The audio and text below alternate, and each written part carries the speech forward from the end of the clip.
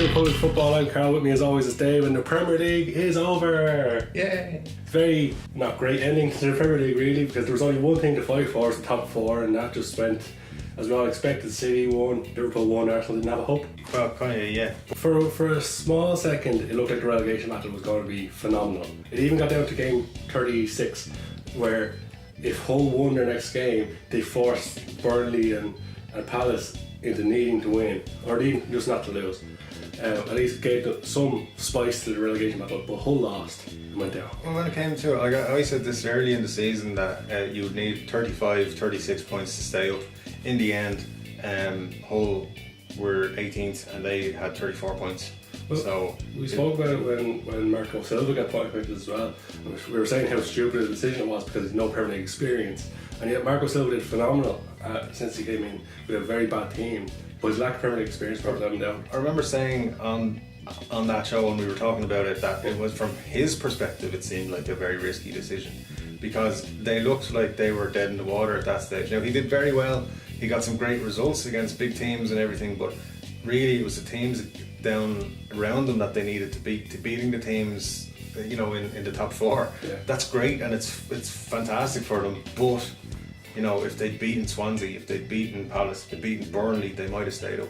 Even if they just got one or two of those results, Yeah. if they beat Sunderland, like of all teams, Sunderland. Yeah. The only thing is, Marco Silva's now left Hull, or announced that he's leaving Hull. Yeah.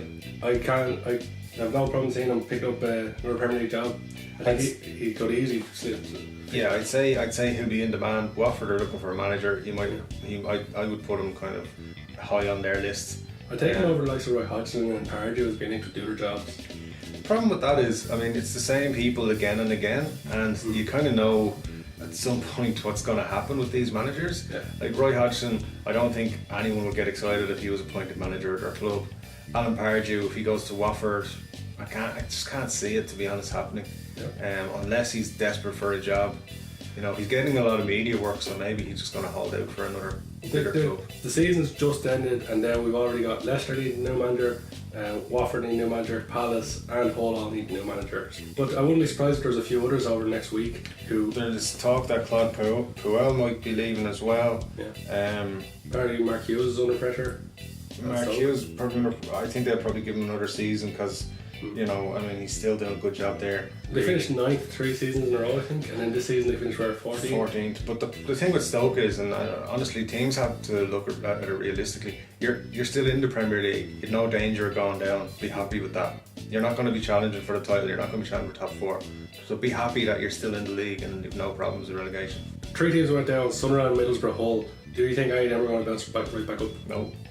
Who do you think has the best chance out of those 3 to bounce back up?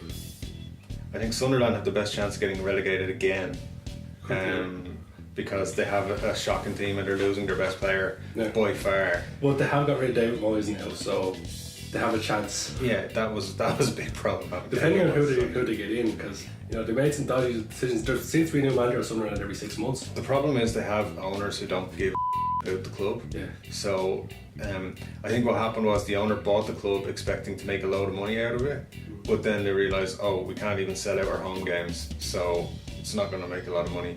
So they just lost interest, and they're holding on to the club until it goes up in value somehow, and it's not going to happen. So for me, I think Sunderland are in serious trouble. Middlesbrough, you know, everybody says they're a very well run club.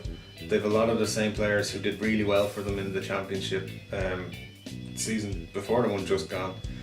They probably, of the teams who went down, have the best chance, because I think Hull made some good signings and they had some good players, but I think a lot of those are going to leave. Yeah, so Hull have a similar problem to Sunderland in that the ownership, you know, ever since they were in the Premier League the last time, you know, about the issues with the owner there, trying to change the name of the club and everything. So yeah, you're right, it is difficult to see any of them coming back up, because I think there is a lot of decent teams in the Championship who could get better next season. The Championship is very competitive, and teams are looking at that big prize of getting to the Premier League.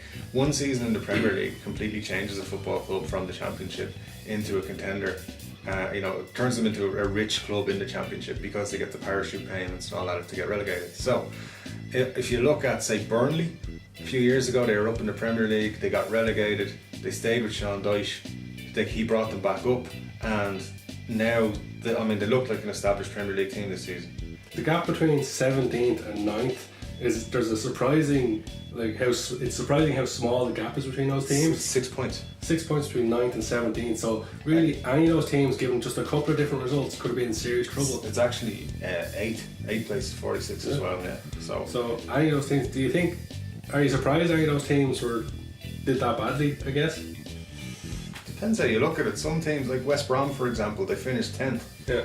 45 points got them 10th. I think West Ham finished 11th as well. Everyone will be giving out about West Ham all season, but then when you look at their final position, when you look at the history books and it's going to say West Ham finished 11th, you'd go, that's actually a good season for West Ham. Well, positions and points are very strange in the league this season because, I say, up to 8th, you've got a low points tally, like 46 points. It's 2 games. You'd normally say going into a season, 40 points is relegation safety, so you'd expect the teams at the bottom to be scraping 40 points. Yeah. 2 more wins gets you up to 8th this season. Now, obviously, that's still 12 points off the team that got the last relegation spot, so it's better than it looks. But as well, if you look at, for example, at the other end of the table, Chelsea won the league with 93 points, which is a very high number of points compared to Leicester last season, who won it on 81, 82 points. Spurs finished second last season on Arsenal finished second last season on 71. So if you look at Arsenal this year, they got 75 points and they finished 5th. Yeah, that's a very good point. Arsenal, everyone's looking at Arsenal going, they did terrible this season. If they win the FA Cup, which happens this weekend, Arsenal have actually had a better season this year than they did last year. It's just the table's gone against them, or more so that they got lucky with how bad the table was last year. Exactly. So my whole point there really is from 6th place, the points tallies are much higher than they were last season, but from 6th place down, they're lower, the points tallies. I mean, when you consider the 8th place team only got 46 points, you got to say, well, are any of those from 8th down to 17th, any of those teams could turn into trouble if they don't pick themselves up next season. But I'll tell you another thing. Spurs next season they're playing all their home games at Wembley. I don't think Spurs are going to do well next season. But Spurs have a challenging summer ahead, because if Spurs are going to have everybody gunning for their main players. Yeah. But the thing is, Spurs have great players in every position. So if they lose one piece of that jigsaw, they could be in trouble. They have some good backups, like Kieran Trippier is a good replacement for Kyle Walker. Ben Davies is good on the left in place of Danny Rose. But if they lose Harry Kane, for example, if Barcelona come in and say, we want Harry Kane because he looks amazing now, who do they have? They've got Vincent Janssen. So then they're going to need to find a very good backup striker in the summer. Yeah, it's all about recruitment, but the problem they're going to have is the pitch and the stadium next season. They're going to struggle in the bigger stadium. They're going to struggle on a bigger pitch, and I don't really see them. I think it's going to go one of 2 ways. They're either going to struggle, like you say, with being at Wembley like they did in the Champions League this year, or they're going to kick on and third time lucky kind of thing, win the title. I think their squad is good enough to do it if they have more backup. I think if they're at White Hart Lane for next season, they would probably be my favourites to win the title. Perhaps. But at Wembley, I think they'll struggle for top 4. In the top 6, somehow it's ended up that Arsenal, who finished 5th, are the only team not going to the Champions League. Yeah, because United won the Champions League against basically a team of kids against Ajax. Man United won the Europa League without much hassle along the whole way. We were talking about it earlier how if you look at the starting 11 of the 4 teams United faced in the knockout rounds, or is it 5 teams in the knockout rounds, all of those first 11s combined probably cost less than Paul Pogba did. Yeah, I don't think they cost an awful lot of money. So, that shows the level of competition United had in the Europa League. It was kind of an easy run. I tell you what, nobody knows obviously if Arsene Wenger's staying yet at Arsenal, or and Ronald Koeman, obviously Everton are in the Europa League as well. If it was either of those managers, I'd be saying next season our priority is to win the Europa League, because the standard in the knockout stages was terrible. Yeah, if anyone else gets a run like United did, it's an easy pass in the Champions League. It's kind of ridiculous that was a prize when you look at how easy it was for United. Well, if you look at the season before, Liverpool got to the final and obviously lost the final. But in the last, the quarter-final, semi-final, or no, it wasn't even quarter-final, semi-final, the last 4 teams Liverpool played were Man United, Borussia Dortmund, Villarreal and Sevilla. Yeah. which are much higher level of competition than what Man United got this year. So if next season the level of competition is the same, the English teams really should be pushing themselves to win that competition. Yeah, it's no excuse not to be at least getting to the latter stages of it. You wonder how Spurs didn't do it. I suppose Spurs must have just They tried to focus on the league. Yeah, they focus on the league. Maybe a bad decision because they would have actually won a trophy, something Spurs haven't done in a long time. Yeah. But yeah, it leads it into being very interesting next year because for the first time since 2006, England have 5 teams in the Champions League. Yeah. And being in Champions League not only comes with the fact that you get to play against Europe's elite, but you also get to sign Europe's elite players. Especially if you're like Liverpool, who've got great history and a great manager in Klopp. Mourinho has a big name and big history behind him at United. Both of those are going to sign big players. Chelsea and City obviously have the big money behind them. And then depending on moves in the transfer market, you would imagine that Liverpool and Manchester United will actually be the bigger draws in the Premier League now for top players. Yeah. Don't forget it's a World Cup year.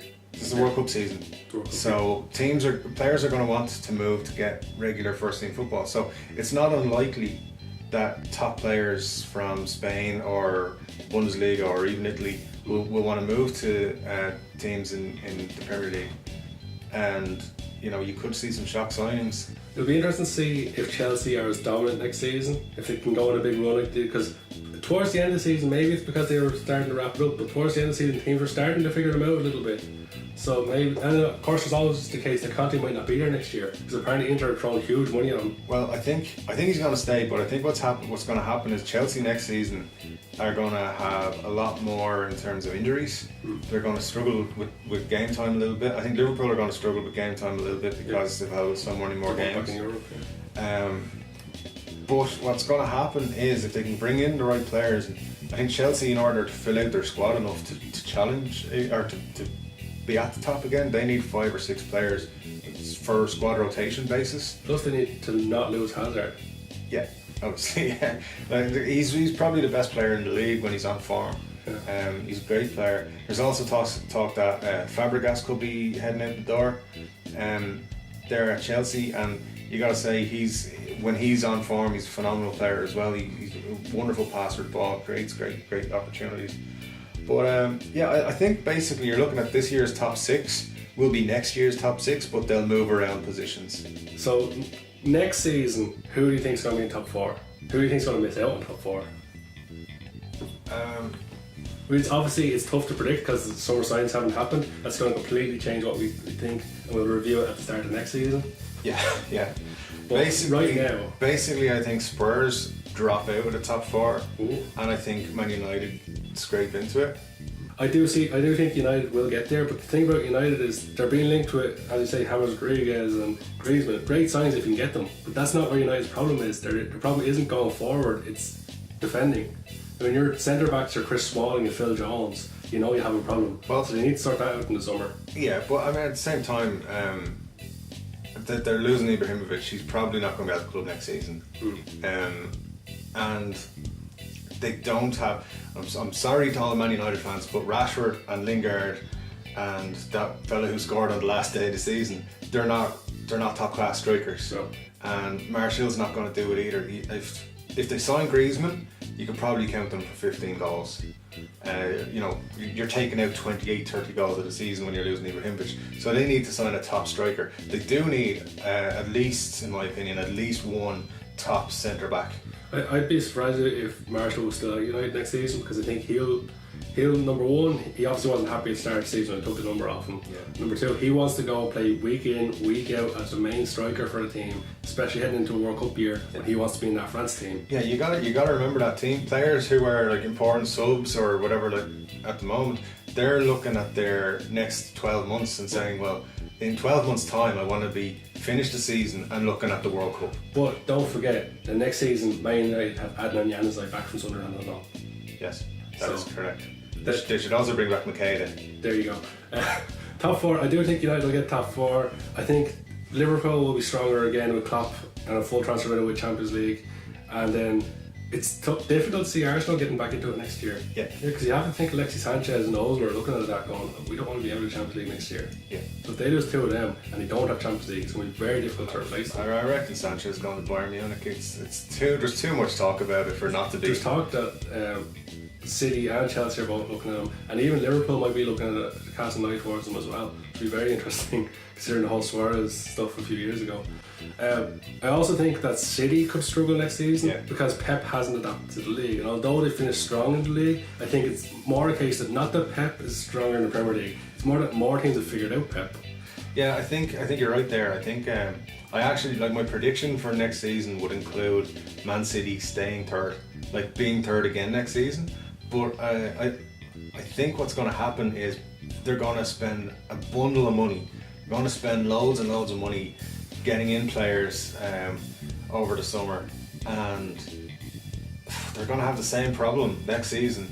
Is that teams are going to go down the wing and they're going to exploit their weaknesses down there and take them apart at the back. So to finish it off, just in one word, who's going to win the Premier League next year? Burnley. I don't think I take that seriously. No, who do you think's going to win the Premier League next year? Right now, and we'll guess again at the start of the season. But right now, before any transfers have taken place, with the season just over, who do you think's favourites for next year? Right now. Right now, Chelsea. I'd say Spurs. Well, as I said, I don't think Spurs are going to do it next year. Well, we'll wait and see. So for now, the Premier League is over. There's no football for 3 months. It's an absolute travesty. This has been Republic Football. I've been Carl, he's been Dave, and we'll catch you next season.